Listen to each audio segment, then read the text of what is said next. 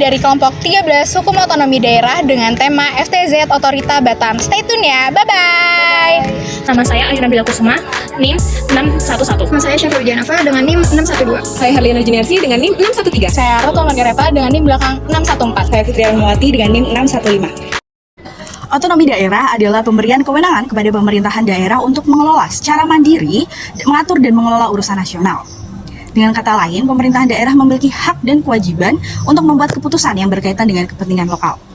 Artinya, wewenang dan tanggung jawab ditransfer ke tingkat daerah yang lebih rendah dari pemerintahan pusat. Dari pengertian di atas, tentu ada beberapa permasalahan yang terjadi dalam mengurus dan mengatur pemerintahan daerah itu sendiri. Salah satunya yaitu penerapan kebijakan Free Trade Zone atau FTZ di pemerintahan Kota Batam. Dengan ditetapkannya Undang-Undang Nomor 2 Tahun 1999 tentang otonomi daerah dinilai memunculkan persoalan dualisme kepemimpinan dan kewenangan antara otorita Batam dan pemerintahan Kota Batam. Keterlambatan pemerintahan pusat dalam mengambil keputusan untuk RUU Kawasan Perdagangan Bebas dan Pelabuhan Bebas atau Free Trade Zone memperpanjang ketidakpastian hukum. Lahirnya Kota Batam menimbulkan tumpang tindih kewenangan antara Pemko Batam dengan Batam Pengusaha atau Otorita Batam. Eksistensi kedua lembaga yang didukung oleh struktur dan substansi hukum yang berbeda menyebabkan kebijakan pengelolaan Pulau Batam tidak harmonis. Keberadaan Batam Pengusaha yang didahului oleh Otorita Batam berdasarkan keputusan Presiden Nomor 41 Tahun 1973 dan memiliki kewenangan untuk melakukan pengelolaan Pulau Batam dan semakin diperkuat dengan lahirnya Undang-Undang Nomor 36 Tahun 2000 sebagaimana telah diubah dengan keputusan Presiden Nomor 44 Tahun 2007 serta Peraturan Pemerintah Nomor 46 Tahun 2007.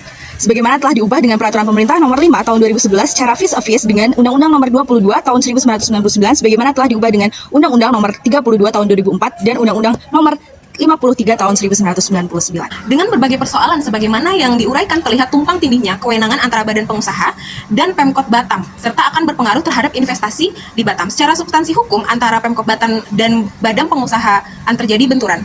Baik pengaturan Pulau Batam dan kerangka daerah industri dan kemudian berkembang menjadi kawasan perdagangan bebas, pelabuhan bebas maupun dalam kerangka pengaturan otonomi daerah. Kewenangan tersebut berimplikasi pada tidak harmonisnya penyelenggara Pulau Batam karena terjadinya dualisme kelembagaan yang mengelolanya sehingga hal tersebut akan berdampak pada masyarakat secara umum.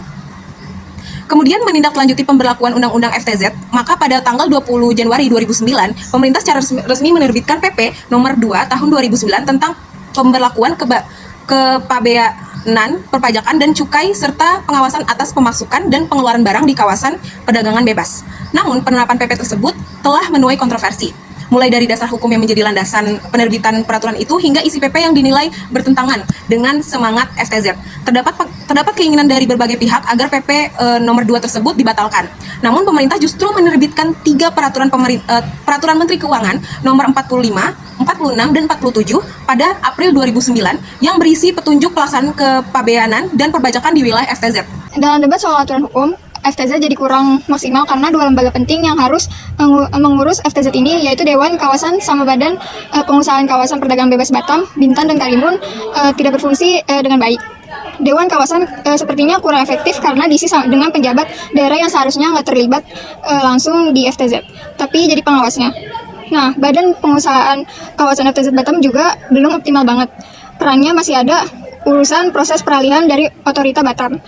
Sama halnya dengan BP Bintan dan Karimun. Sampai sekarang, kedua lembaga itu masih seperti jadi cabang dari pemerintahan Kabupaten Bintan dan Karimun karena diisi oleh penjabat daerah.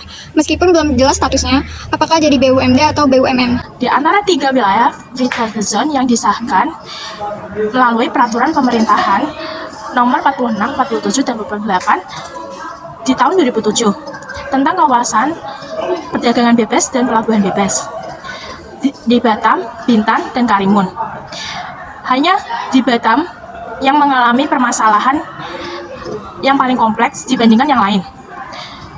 Penyebabnya adalah proses peralihan aset dan pegawai otorita menjadi Badan Pengusahaan Kawasan Ketentuan Peralihan dalam pasal 3 ayat 1 dan ayat 2. PP ini tidak mengatur secara jelas bagaimana mekanisme peralihan pegawai dan aset otorita Batam, sehingga dibutuhkan petunjuk teknik sebagai turunan dari PP tersebut. selama 3 tahun sejak PP tersebut diterbitkan pada Agustus 2007. Belum ada peraturan pelaksanaan atas petunjuk teknik yang diterbitkan pemerintah sebagai tindak lanjut dari PP nomor 46. Akibat proses pelarihan berjalan lambat, BP Batam dalam mempercepat proses pelarihan ini karena masih ada peraturan-peraturan pelaksanaan yang seharusnya diterbitkan di samping PP yang ada. BP Batam di samping revisi PP nomor 46 bisa mengeluarkan aturan teknik pelaksanaan agar lembaga ini bisa bekerja. Perbedaan persepsi antara pemerintahan pusat dalam hal ini yaitu Bea dan Cukai dengan pelaku usaha dalam mengartikan definisi FTZ mengakibatkan peraturan yang dikeluarkan tidak banyak berbeda dibandingkan dengan kawasan pembeaan lainnya. Status barang yang masuk ke dalam VTZ Batam sudah terhitung sebagai barang impor, sehingga berlaku ketentuan impor barang. Sepanjang perbedaan persepsi ini tidak bisa dicarikan jalan tengahnya, maka akan seperti ini terus. Pengawasan ketat yang diberlakukan oleh Bea Cukai di lapangan juga memicu permasalahan karena proses bongkar muatan barang menjadi terkendala. Pemberlakuan SNI bagi barang-barang modal juga dinilai inkonsistensi dengan ketentuan dalam VTZ.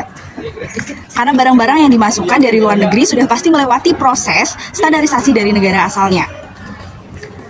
Pelaku usaha melihat ke sana bahwa pemerintah pusat dan daerah belum satu visi dalam mengembangkan kawasan perdagangan bebas ini. Dinilai dari belum sepenuhnya perizinan yang dilimpahkan kepada Badan Pengawasan Kawasan selaku pengelola kawasan VTZ, perizinan usaha khusus untuk sektor lingkungan hidup yang masih lintas departemen juga dirasakan menyulitkan karena belum ada ketegasan mengenai peran BP dalam mengambil keputusan di daerah.